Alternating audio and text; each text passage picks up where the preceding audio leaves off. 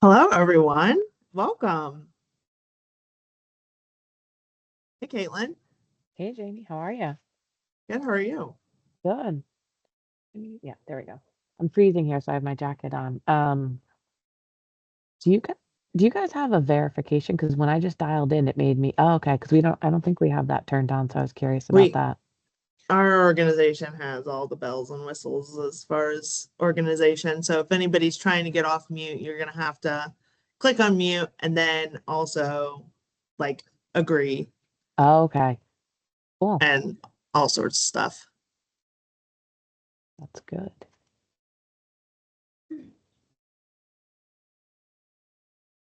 Should probably make it so that people can bypass the lobby. Welcome, everyone. Well, I think Pat is here, so that is great. Get us kicked off I here as am. soon Yep. as I Yeah, I'm welcome. just getting all of my notifications muted as well. Smart. Yes, especially when you have heavy chat meetings that continue to ping once they wrap up. So true. Let's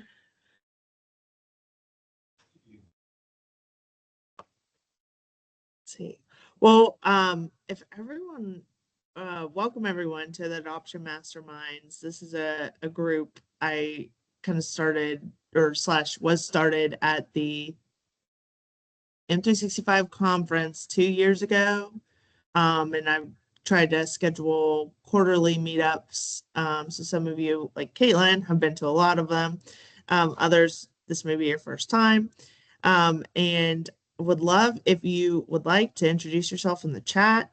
We'd love to hear where you're from, what your role is, anything else you want to share. We would be happy to have you share that. But as all of you know, Copilot is top of mind, I think, for most people. I know I have been battling trying to understand the Copilot licensing around Copilot for M365 and then the new Copilot Studio licensing and just regular Copilot licensing. And so wanted to have this time set aside to talk about some of those adoption strategies. And then I also invited Pat to share about his experience um, with Copilot and Copilot adoption so that we could listen to that and then have a conversation at the end about our own experiences. So excited to have you today, Pat. And I will welcome you up to present. Okay, cool. Yeah, thanks, Jamie, for inviting me on here as well. Obviously, a very hot topic. I know, as you kind of turned into the new year, kind of started a chat around, what does everybody want to talk about as we kind of start to ramp back up in our meetings. And I think, just the conversation around Copilot adoption and, how are people using it? What kind of best practices are people identifying? How are you being successful in your daily workflow? I think, we're at a point in time now with Copilot and Microsoft 365 that I think a lot more people have access to it. But I think it's the adoption that I think folks are struggling with. And so I think today's conversation, and really, I mean, it to be a conversation, with everyone here, because I think the best way to kind of improve or drive really meaningful adoption is to learn from each other. And I'll step through and I'll share some of my own experiences or experiences that I've learned from my colleagues, on how we're kind of helping each other drive adoption throughout our daily workflow. But I also do have some pointed questions throughout that I'd love for people to either step in the chat and chime in and share their thoughts or come off mute. Feel free to jump on camera, raise your hand, um, and let's just share. Let's really have a conversation around Copilot and how we're all successfully adopting these tools and features. So I'll go ahead and get get my presentation shared out. And then feel free to, like I said, raise hands, come off mute. Happy to really keep this conversational today. While I do have some slides, it's a lot of text, which can be kind of boring, but I think, again, I really wanted to peak conversation and to drive engagement together here. Okay, let me know if you can see my screen. Yep. Okay, cool. All right. So again, Jamie, thank you for the invitation. Copilot Conversations is what we're talking about today. There's Clippy. He's wearing many hats. I think we all do that in our day-to-day jobs, even though we have one specific job title. Credit Microsoft Designer and a fun prompt for this one. But those of you who don't know me, Pat McGown, CEO of Cloudwell, Microsoft MVP for M365 and SharePoint. I personally have been in the technical community for about 23 years in my career. Started very early on. Was lucky to work at a Microsoft partner way back when, learned a lot from some original SharePoint MVPs, and that really catapulted, my career from there. So, my primary goal has really always been helping organizations adopt different Microsoft tooling to solve, real world business problems. My focus lately has been using Copilot and other generative AI tools to really help, streamline workflow and help organizations find unique ways to adopt it to really do better. So we'll jump into a good bit of that today. And as I mentioned, we've got some questions throughout. Please feel free to drop your answers in chat, raise your hand, come off mute, and we'll go from there. Also, if you'd like to connect with me, scan the QR code. Feel free to reach out. All my contact information is on there. You can ping me on LinkedIn. That's my primary space, but it's also got a link to my blog and other contact info. Okay, so let's jump in. Let's talk about how Copilot is changing the way we work. Obviously, the pace of adoption is very rapid. There's really no one-size-fits-all strategy or approach that suits every organization or every person. Obviously, things like adoption toolkits, center of excellence, support. These all really do provide helpful resources for adoption, and they're definitely very much key in the process. But the biggest thing is, like I said, there's really no one size fits all. Different organizations today also find themselves at various different stages of adoption with generative AI tools, Copilot. Some are in their experimentation or exploration phases, others are expanding. And others are have yet to begin or are really just starting to think about what their plan might be. So I think we're hearing some great use cases from some organizations. We're hearing others that are obviously security is top of mind when it comes to the Copilot conversation. I don't really go into that too much today, but there is a lot of effort on the front end to really ensuring success for the results you get out of Copilot, especially considering it's grounded to your organization's data, to your information. So that security conversation very much top of mind. And I think that is a reason that a lot of organizations have hesitated, diving headfirst into the adoption. So again, this discussion is going to focus on practical adoption. I'd like to highlight what's been effective, areas where maybe it's fallen short, just different insights that I've gained through the process, and would love to hear from others as well. So kind of starting with the first question is, where is your organization with Copilot adoption? Are you in the exploration, testing, scaling, not started? And again, would anybody care to share? Feel free to raise hands or drop it in chat, but really curious to understand where you are today.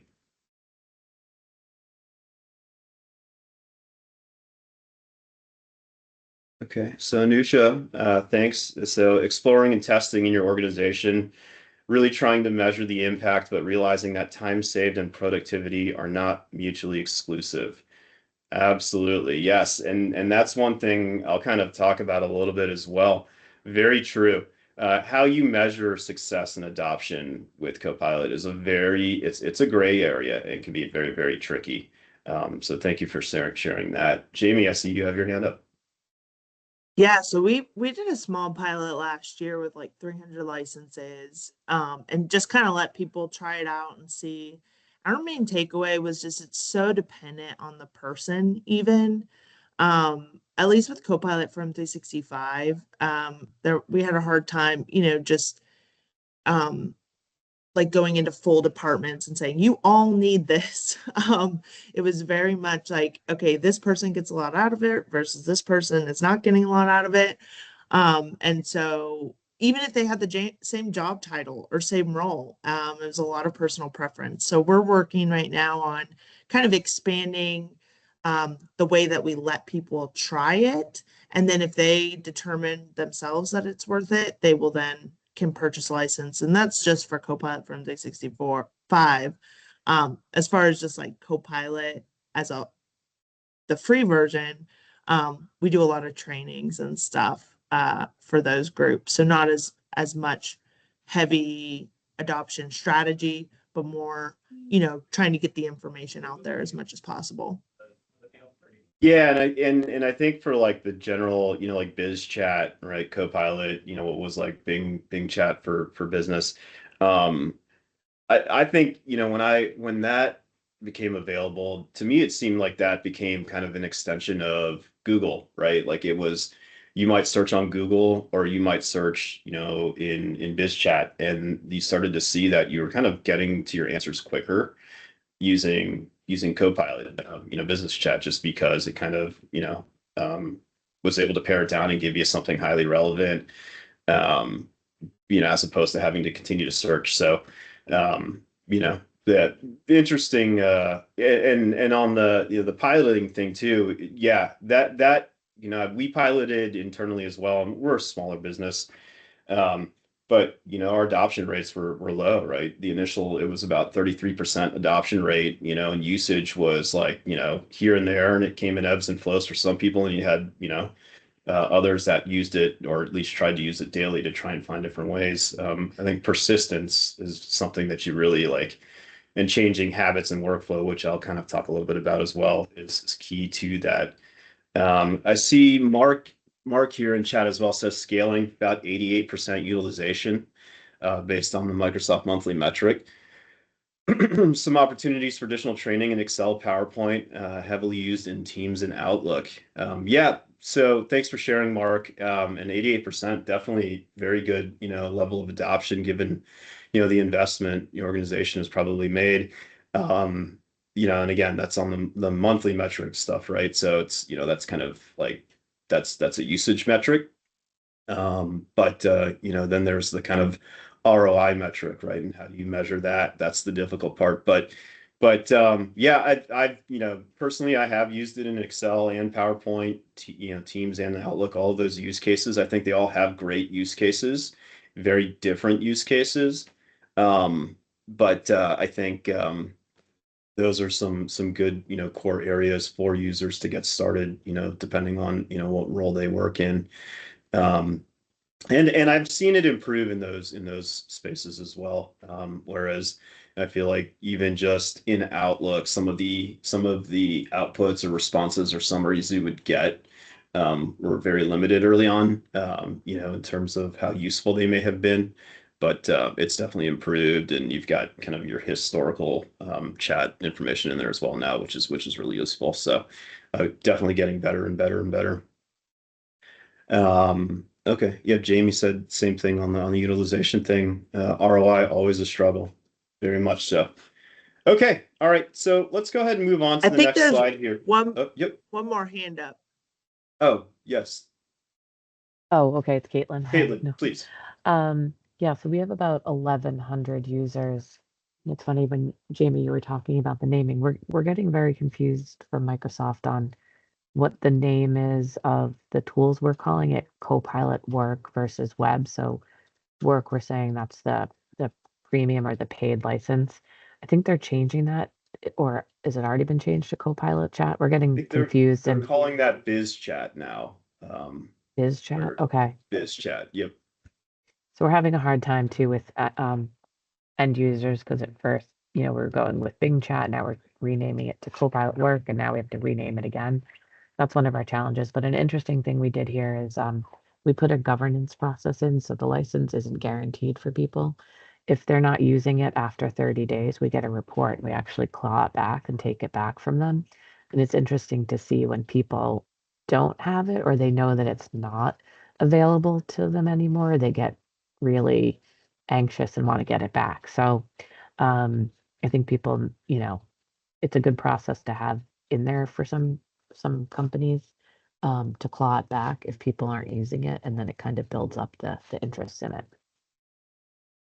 Yeah, that's a really interesting approach that it's almost like the FOMO, right? Where you had something and maybe you almost, you just didn't make the time or maybe put forward the effort to try to adopt it within your workflow, and then you get it taken from you. And so it almost like you're almost incentivized if you can get it that second chance to really make it work. So that's a really interesting approach. Yeah. Thanks for sharing. Yeah, and the other thing about, it's just confusion. I think last I saw or heard, and Microsoft has a slide. I'll try to pull it up at some point, or maybe if someone else has seen it. But there's this big pinwheel of Copilot in Microsoft 365, and I want to say there's like 90, last I heard, 92 or 96 Copilot kind of areas within. So, rightfully so that you may be confused. It's very overwhelming. I mean, even Notepad on the desktop has Copilot, right? And so there's just so much deep integration across the board. So it's really, finding ways to make the use of Copilot in the tools that you use the most, to improve your habits and your outputs. Okay, let's jump ahead. So adopting Copilot, again, isn't just about enabling the technology in your organization. It's really about changing how we work. Three big challenges that we saw, kind of across different organizations and conversations. It's that shift in your mindset. People tend to really default to the way they've always worked instead of thinking in this kind of Copilot first mentality. Um, I'll share an example of this one. Had received some feedback from a client as we were building out a form for them. And, they were like, hey, form looks great. Let's make the submission message be this. And that was about 5 sentences long. And, you go to put it into the list form space and you're limited to like 300 characters max, right? So I think in previous world, you would have taken that, got that, hey, max character limit, and then, go back to the client and say, hey, max 300 characters, we need to cut this back. Whereas nowadays, you can just do something like drop it in Copilot and say, hey, take this message, give me a concise response that's, no more than 300 characters, drop it in there. You've kind of taken that work out of the customer. You're still conveying their message, but you didn't have to have that back and forth. And that's just really like a simple example of Copilot first workflow habit, right? Just cutting down on the back and forth in areas where you feel like you have the information you need. It's just not in the right format. And really solving that small challenge of being more concise in messaging. Workflow evolution. Copilot works best, when workflows really evolve with it. Just saying you're going to put Copilot on top of old habits doesn't always work. You can use the meeting notes, within Microsoft Teams. You can record meetings and transcribe them. But if you don't actually go back and utilize that output, well, now all you've done is you've just created more storage. You've utilized more storage.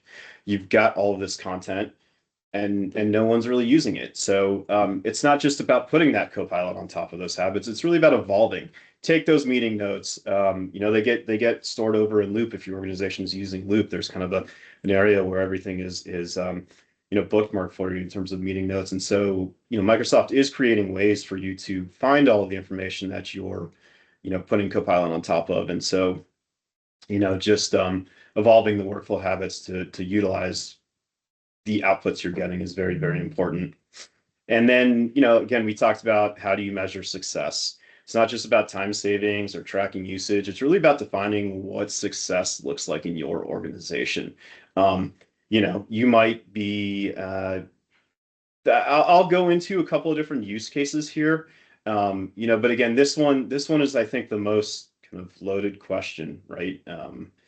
How you measure success. And I'd love to hear, from folks about how they're finding success. Next question to pose here is around, which of these challenges really resonates most with you and why? So go ahead and, if you don't mind, dropping in the chat, and I'll go ahead and just review here to see what we may have. So we are recording this. Yes, Jamie, thank you. For those that aren't following chat, the recording will be posted. I agree, Jamie. Yes, no problem. Feel free to post it when available. Okay. Cool. All right, we'll go ahead and jump ahead. Unless anyone's no hands up here, we're good. Okay. Okay. So this, I think, is key to think about. Copilot adoption looks different for everyone because work itself looks different for everyone. Copilot supports different roles in different ways. A project manager might use it to summarize meeting notes. An IT admin might use it to generate troubleshooting guides. But different job functions naturally have different use cases, and there's really no single adoption playbook. That said, again, you might, have a peer, I think we have a software development group within our organization, and they're all using, Copilots differently to develop software, completely differently. Some folks, use the chat features within GitHub Copilot. Others use, kind of the in-code Copilot capabilities. And it's interesting to just see, as we meet internally to explore others' use cases, or people, tend to just chime in and share how they're using it. It's really interesting to see how people kind of in the same roles work so differently. So I think that's an interesting thing to think about when you talk about, okay, well, I, as someone in marketing, use Copilot to do all this wonderful stuff, but my peer in the same position, they use it completely differently, or they haven't found ways to adopt. That's a conversation you hear more often than not. So trying to understand that. The second thing here is most people, have a primary role, but also like to take on other responsibilities, right? This is key in, growing in our position, growing professionally. So your job title may be one thing, but we all wear multiple hats, just like Clippy on that first slide. You might be a product manager, but you might also need to act as a customer experience advisor or a communications lead to get the word out of new features, right? So it's not just there to help us with our primary roles, but it's really there to help us expand our roles into areas where we're maybe not as strong in. And then adoption success really depends on context. Copilot really is only as useful as the way we integrate it into our day-to-day responsibilities. The way you use it depends on what hat you're wearing at any given time. So I've got another question here for folks. This one's, what's one task or responsibility you've taken on that's outside of your official job title? So I'm not sure if anyone, has something they're willing to share here, but, I think, again, this is one thing that, really, really, can help you not just grow professionally, but demonstrate, I think the ROI for organizations, they can realize it if they say, they see all of a sudden they've got 10 social media influencers when maybe they had one content strategist in years past within an organization, but you've just seen naturally people are adopting these tools to amplify the company's messaging on social channels, right? That's one way that I think could be seen as an immediate benefit. So let's see here. Okay, I think chat's good for the moment. I see someone typing, and we can go back to that once that pops up. Any hands or anybody care to share additional responsibilities? Okay, yeah, so Herman, I hope I'm saying that correctly. So you become the Copilot Whisperer, guiding folks on how to interact with Copilot in a single prompt. That's yeah, Hermine, thank you. Okay. Yeah, wonderful. And the single prompt thing, and I have a slide towards the end here that shares kind of the elements of like the perfect prompt. And I think there's a few things here, right? Like there are kind of core core things to include in your prompt. But there's also, while you can feed Copilot, a paragraph, 2 paragraphs, 3 paragraphs, documents, etc., to give it the context you need.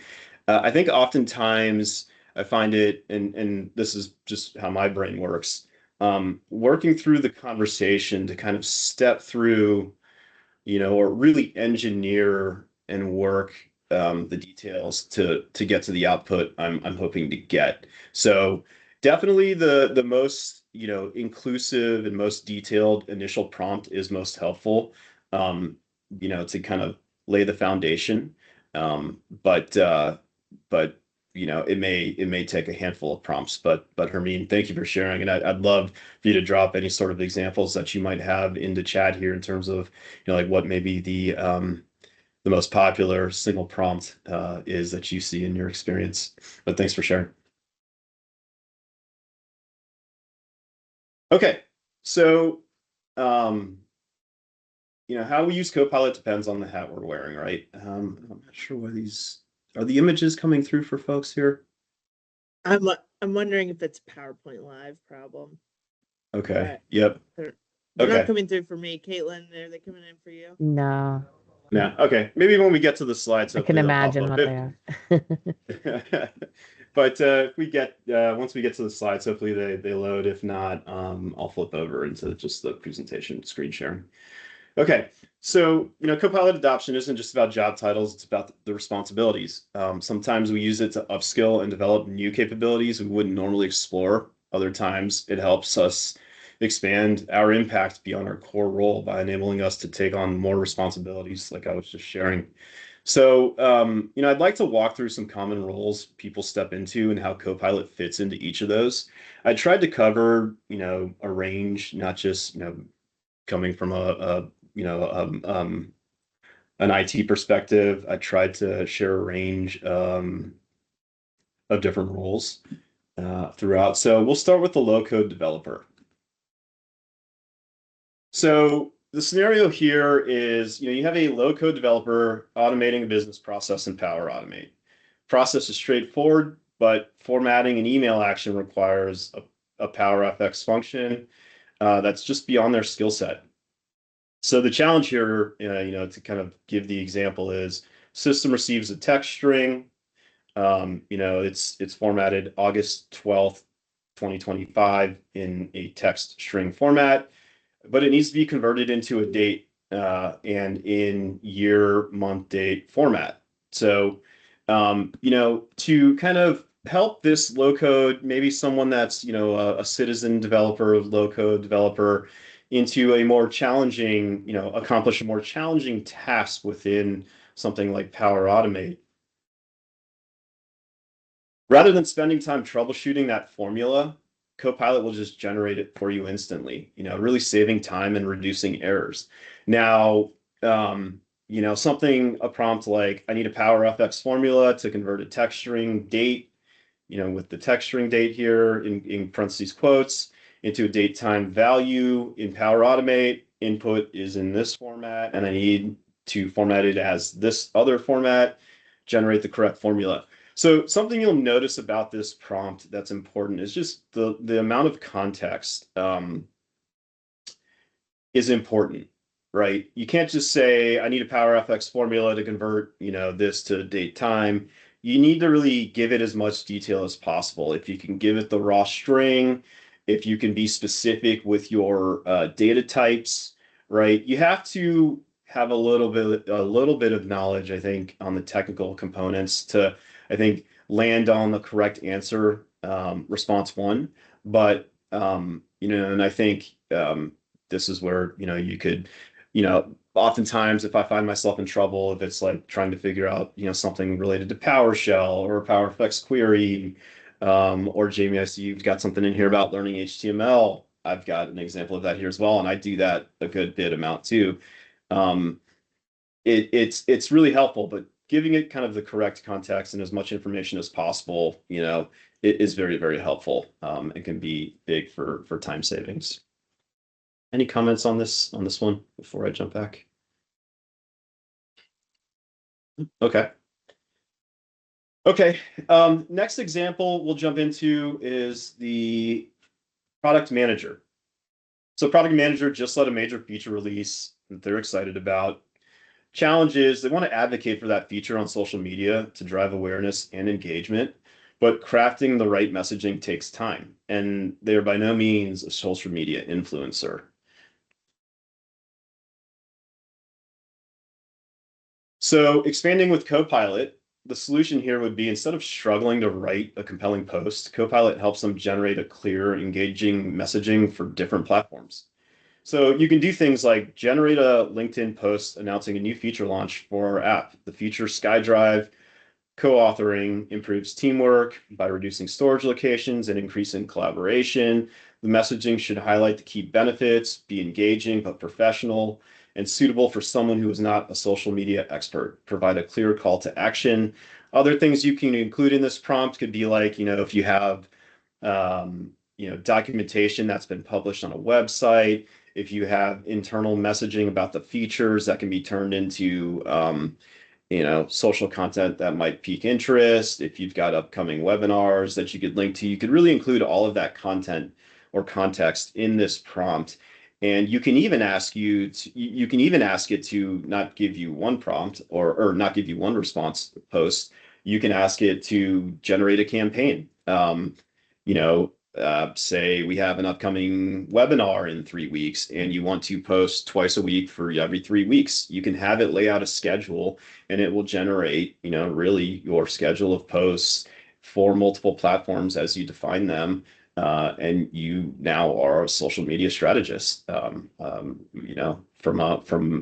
the product manager perspective. So interesting use case, and obviously important to keep, the customer voice and tone. You might have, I'm sure marketing and comms may have a lot to say about, what the messaging looks like going out on the company's behalf, but you could absolutely have that information grounded within your marketing site. This is an example of maybe you could use, agents within SharePoint and that Copilot functionality to build these campaigns, but enabling folks that are product managers, developers, product owners to become social media advocates for their products.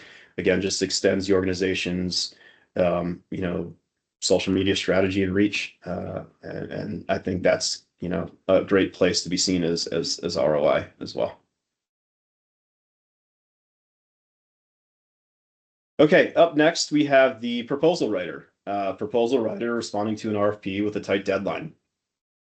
They need to align messaging with business objectives and ensure their proposal is clear, compelling, and structured properly. But writing from scratch takes time. If when used successfully, obviously, I think every organization has kind of their boilerplate responses, but RFPs can be challenging. Every RFP requires different sections, different content to be included. And so a great starting point, to really streamline the process of an RFP response with Copilot could be, instead of starting from a blank page, right, or your boilerplate template, Copilot can help generate that well-structured draft document, that aligns with the key requirements of the RFP. It really allows the writer to focus on refining and personalizing the response, and making sure that the level of detail and the time and effort are put into the areas that are going to help you win that RFP. So a prompt like generate a draft response for an RFP that outlines the company's expertise in Microsoft services. Response should, be professional, concise, and align with industry best practices, include key differentiators and a track record of successful implementations, format the document in sections according to the requirements of the RFP. That last sentence there is very much important to really, get you working within a document right away, formatted and structured, because a lot of times you'll see, an important, thing with an RFP response is you often are graded on your responses and you lose points, or you might be disqualified if you don't include sections. So this just kind of ensures that you are checking all of those section boxes right off the bat, and then you can kind of collaborate with the different, team members within your organization to fill in the blanks. Okay. And this one, there's one person in my organization in particular that I think about from this perspective, but this is I'm a developer, not a designer. Pro Developer just built an extremely complex Power Automate flow that flawlessly syncs data between systems. So the challenge is, the business process works perfectly, but the client now requests that the email generated by the flow align with their brand, requiring structured formatting, proper styling, and HTML customization. So Jamie, leaning into your comment in chat here about using Copilot for HTML, it is a great use case for this. And there are, excuse me, there are some important aspects of this when you think about being successful with this prompt as it relates to the tooling we're using. So the I'm a developer, not a designer is now designing with Copilot. So the solution here is, instead of manually coding HTML email templates, Copilot will help generate professional branded email layouts that meet really or exceeds clients' expectations. So, the important part here is if you think about a developer's focused at, solving the complex code problems. They're not necessarily focused on, or don't have a brain that works in the way of, let me solve that problem and let me also, make it look really pretty and fancy, and let me do all of that together extremely efficiently, within the budget, we're given, or we've scoped out. That's just a challenge. You have designers, you have developers, architects, engineers, everyone in between, different roles. This, leans into, making a developer a designer. So, the prompt here is really generate an HTML email template for Power Automate. Email should align with a professional corporate brand using, I say, blue and white colors. You can use hex values, RGB, whatever aligns appropriately. A centered logo at the top and a clean layout with clear section dividers. Ensure it is responsive for both desktop and mobile, and that the HTML elements are compatible with Microsoft Outlook. I say that last bit, and I want to really outline the importance of this, because if anybody has ever tried to format emails in Outlook to make them look fancy, Outlook does not like divs. The new Outlook has gotten better in terms of the elements it supports in HTML structure, but it still can be challenging. And so doing things like being very specific with the tooling you're using, if it's your email client is Outlook, and then really taking that raw HTML and using it within your Power Automate flow, body text is important. So I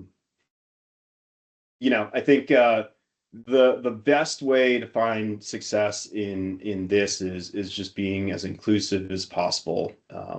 in that prompt with your tooling for your output. But what this does is this immediately takes like what was once just a simple basic email that, email notification that just had, maybe bolded text in it into a, fancy formatted email that looks professional, aligns with the company brand, and, really took minimal time and effort to accomplish on top of, the business challenge as well, the technical challenge as well. So let me jump over to chat here real quick. Let's see. How do you approach the conversation around upskilling with employees? I find that it's met with a slight fear regarding job stability. For example, if Gen AI can do it, why do they need me? This is a really, really good question. Thanks, Anusha. And I think it's not about, I think, upskilling. If I go back, to well, let's jump up here to key takeaways. I think again, the Copilot adoption is unique for each role, and I think everyone will find what works best for them in terms of how they use the various capabilities across the board in Copilot. I think experimenting, refining, sharing lessons learned with your team is always very helpful. But I think adoption falls off once a user might try to utilize Copilot, biz chat or something to solve the problem, get an answer, and they're just not getting what they're looking for. Hey, I need a PowerShell script that does A, B, C, X, Y, Z.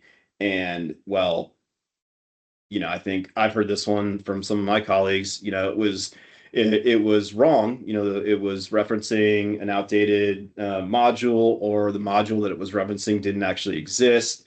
So the lessons learned there are being more specific with your prompting. But I think if results aren't seen, the first couple of times, it's just kind of out of the mindset of I'm going to have this Copilot first mentality. So I think having a process or having kind of a group of peers to kind of share experiences together and helping others understand, that you have to really experiment and you will land on how to get the best output is the best way to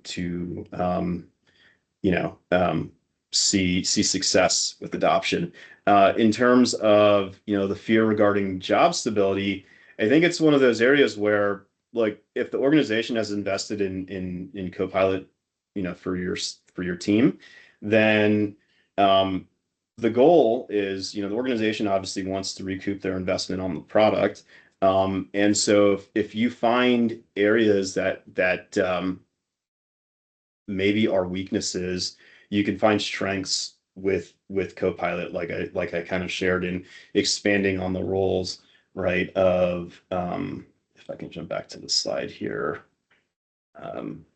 expanding on each one of these roles: the low-code developer, the product manager, the proposal writer, the developer, not a designer. You can lean into different skill sets that will make you more successful at your job. And so that's how I think the conversation needs to be framed. You can demonstrate by real world, examples of output. And that's going to be where I think, organizations will be happy with their investments. Okay. Let me just jump forward, checking time. We've got about 15 minutes left. I really only have, I think, 2 more slides here. I talked a little bit about the key takeaways. Last bullet on this slide that I think is important to call out is that not every task is Copilot ready, and make sure you're using AI to complement, not replace.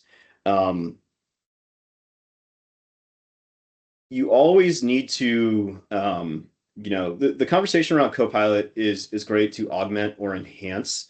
You're never going to just say, here's the scope of work, draft me a proposal, and you're just going to take that output and ship it. You have to use that, enhancement, use the complement of, getting the baseline or the foundation set, and then go use, your expertise and your skill set to layer on top of that and focus your extra efforts or your free cycles now that you have an extra half hour to tidy up and deliver something that's better than it may have been prior to using these enhanced experiences with Copilot.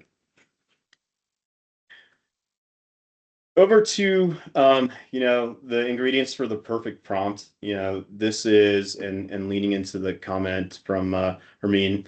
There are really 4 core areas of the perfect prompt.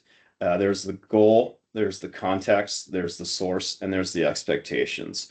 So, I will leave this up here, for folks to read, but I wanted to, kind of ask one final question here. What's the most important factor influencing Copilot adoption in your organization, whether that it is being adopted or not being adopted? I'd love to hear folks' thoughts on that question. And let me just jump over to the chat here to see if there's anything else we've got. And thanks everyone for kind of chiming in and answering others' questions. So Caitlin has shared in here, has anyone used the Copilot Journey resources? There are a ton of resources that are out there. There's the Copilot Lab, which has a ton of, great kind of starter prompts for those who are looking to explore. There's the Copilot Journey resources. I'm curious, Caitlin, have you used this resource before? No, I just saw it the other day. So it gives you templates for like 30 days of emails that you can send out to end users. So just seemed like it was interesting and the content's already there. Right. So I saw someone just posted so many resources, so little time. Yeah. Yes. And that's so true. There really are. You've got the adoption toolkits. You've got, I think even for users of Viva Engage, Amplify, there's a whole campaign that you can run around Copilot adoption within your organization. There's just so much in every tool that's out there. So trying to pare it down and understanding that adoption is the key here. But yeah, thank you, Jamie. Also, Copilot Scenario Library, just so many resources, and it's just about exploring, sharing internally, and then just continuing to explore and refine and improve. There's no one size fits all, but I think expanding, enhancing, upskilling, those are all great ways that organizations can very much, I think, see real world ROI. So going back to your question about the most important factor influencing, I think one, the obvious answer for me sometimes is cost, but other than that, I think it was really eye-opening to think about the way that using Copilot. I said in the chat earlier, I get a lot of responses when I say like, hey, you haven't been using Copilot. And people are like, well, I just don't have time. I haven't had time to test it. I'm going to try and test it soon. And it's like trying to shift the mindset from, I'm just testing the technology. Because sometimes I get emails like that from people who've been licensed for like a year. I'm like, you're past the testing point. So shifting that mindset from I'm just testing this new technology to I'm integrating this into my workflows and I'm really like getting into this. And I think the way that you said it in your slide of like, how did you say it? Let's see which the workflow evolution. Processes need rethinking, not just automation. So just slapping Copilot on it isn't going to work. So I just think this has got my mind turning of like, how can I really make this meaningful? And if anybody has made it meaningful for people to get them out of that, I just don't have time. I don't have time to test. And I said funnily in my responses sometimes I'm like, that's why you have Copilot. It's because you don't have time. And I think sometimes, it's important to, if you kind of look up at what Copilot actually is giving you based on the context you've shared. Like, I want to, like, here's an example that I recently used, and I go back to the HTML email formatting piece. In my prompt, in the solution I was trying to get to, was this was for a form that was submitted. And so I wanted the response to come into an email formatted as if it was from professional form solution, right? So it needed to be formatted. You basically had fields, responses, right? Some were long form, some were, choice. But if you give Copilot the context of this is a form response, it's going to use the generative AI capabilities to say, okay, this was a form response. So the email should look like a form response, as opposed to just, having tables with rows and trying to hack together like, field response. Like it's gonna format it given what form responses should look like in an inbox. It just that's an immediate win in my mind. Where if you just give it the context of what you're trying to do, it's going to enhance your output, given best practices, everything that it's been trained on, the model, what the model knows about, the type of form it is, which is, maybe in our day-to-day roles when we're trying to solve problems, we're not thinking about, what needs to be inclusive of my solution. So that's important, that it's not just like a simple response or a simple HTML. It's HTML structured as a form response, or whatever, but that's Yeah, very giving much the full context. Mm-hmm. Yep.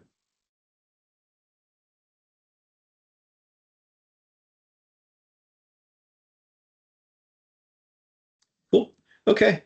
Well, that's all I've got, for slides today. So thank you everyone for the engaging conversation. Again, if you'd like to connect, please feel free to reach out.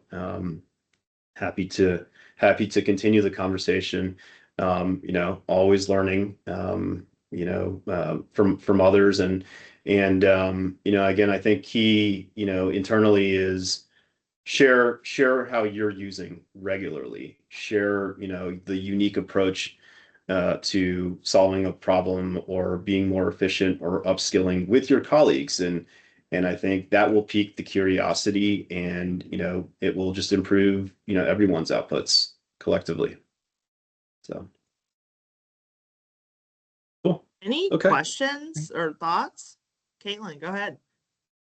Oh, no, I was just saying thank you. No, it's very helpful. Yeah. I mean, I think Of it's similar course. to driving adoption of any of our tools. It's changing habits, which is always challenging. We've been told a little bit too people will come along, but focus on those that are really interested now, and try not to get too frustrated of trying to convert people, because at some point they'll naturally just have to. So spend our time focusing on people that are really interested and excited about it. So we're trying to take that spin a little bit. Yeah, I think, like forced adoption, right, is I think met with immediate frustration, right? If you tell your users, you now have a Copilot license, so you now need to use Copilot to do this and that and the other. And you're telling a person to change their work habits overnight, and that's unnatural, and it may not work for them. And we all do things differently. We all process our inboxes differently. We all respond to emails in certain ways. Our workflow day in and day out. I start my day with a cup of coffee. You might start yours with a cup of tea. You might not drink anything. Our days are so unique to the individual. So it's finding, it's sharing enough kind of information around how to, really pique the interest of others, and say, oh yeah, you know what? Like, I didn't know, my colleague was so great at list view formatting. Like, they are a JSON wizard. Come to find out, they're just using Copilot. right? And they've got the perfect prompts. Why didn't they share that before? But now we know. Now I'm a JSON wizard. Like I'm a list view formatting wizard. Like you can become those sorts of things. And that's why, there's a saying in the M365 PMP community, sharing is caring, and it really matters, for everyone. You're not going to lose your job over it, right? You're only going to enhance yours, enhance others, and your boss is going to take notice, and you're going to be sought after. So,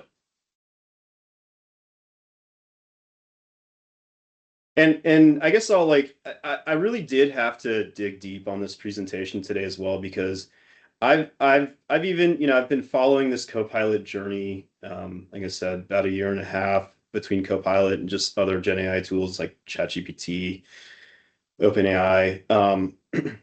Nelson, I'm happy to share the slides. Yes, I'll work with Jamie in terms of the best way to share these, or I can post them on my blog for download if anybody would like. But in all of the kind of adoption conversations, it's really been like, here's the process, create your centers of excellence, provide the support. Like there's this kind of big canned process, and start with the pilot and user groups. And yes, those are important, and you kind of do need to follow that. I wanted today's conversation to be really more around, you know, what's adoption actually look like when you get into those cycles, right? And where is success being seen and where are the challenges. So, I wanted to kind of flip the conversation on the side. And so I hope this was, useful for all. And then again, thank you for the engagement. I think very much have learned from you as well.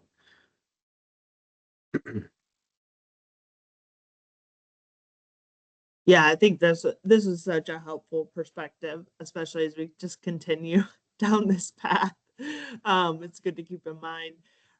I see Hermione did ask about, I don't know if I have an answer, and I don't know, Pat, if you would either, but one question: what happens since everyone gets Copilot, even with the free version? Where can I find a resource that explains what happens when credits are used up? Um, I don't I don't know if I know that. I don't even know if Microsoft knows that. But they're doing a lot of Yes. free Yeah. free So trials right right. now. Right. So there's the credits, there's the pay go.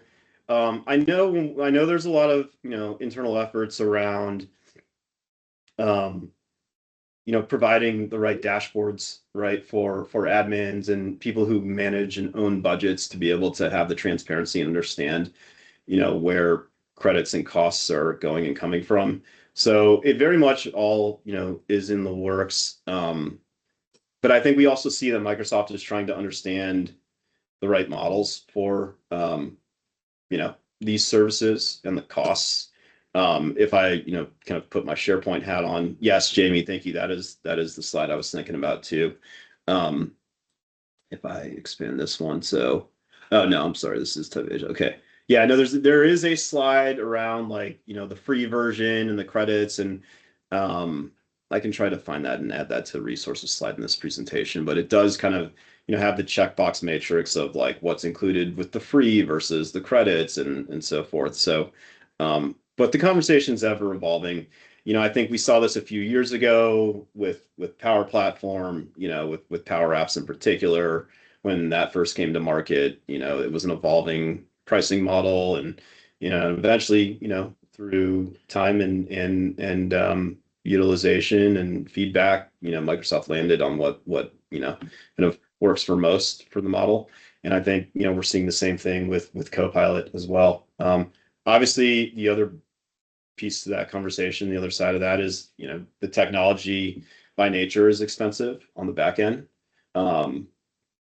Although, as we saw with DeepSeek, that conversation potentially is changing as well. So, it's just evolving rapidly, and we're here to follow along that journey and, continue to learn from it and find ways to improve our day to day. Yeah, as far as I can tell right now, the Power Platform Admin Center holds a lot of that information about Copilot, like chat messages and how you can assign it, the message packs or the pay as you go. All of that is typically in the Power Platform Admin Center. because I've been doing a lot of exploring of that recently. And typically, if you're doing like specific chats, if you're doing custom Copilots, it's all at the environment level too, is where you're assigning things. So, well, thank you so much, Pat. I know we're a little past time. Appreciate your words. Well, I'll message you about, getting this in a place where we can upload it, and then share broadly. And I'll also, I can't seem to find how to join the employee experience community right now. So I'll probably send an email follow up to everybody who attended and those who registered as well. But thank you again. And thank you everyone for joining. I hope this was helpful for everybody. And we'll talk to you in a couple months. Sounds great. Yeah. Thank you, everyone. Thanks, Jamie. Take Bye, care. guys. Bye. Thanks, all. Bye.